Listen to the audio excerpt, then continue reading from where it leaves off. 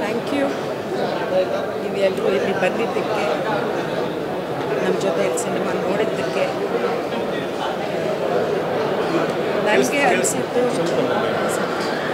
ನನಗೆ ಅನಿಸಿದ್ದು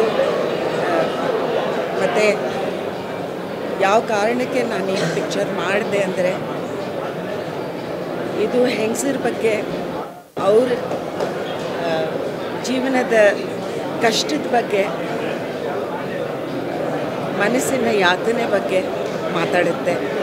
ಇಂಥ ಒಂದು ಸಿನಿಮಾ ಸಿಗೋದು ಕಷ್ಟನೇ. ಆದರೆ ಈ ಕಾಲದಲ್ಲಿ ಯಾರೋ ಒಬ್ಬರು ಕುಂದೀಪನ್ನವರು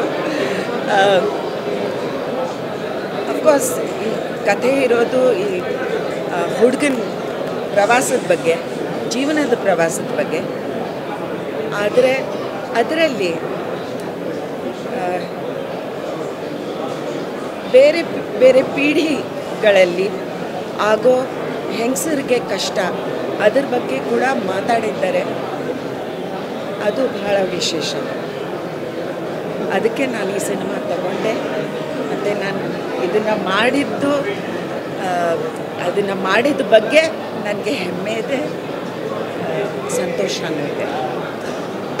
ಆ ಸಂತೋಷ ನೀವು ಪಡ್ತೀರಾ ಅಂತ ಆಸೆ ಇದೆ. Thank you so much.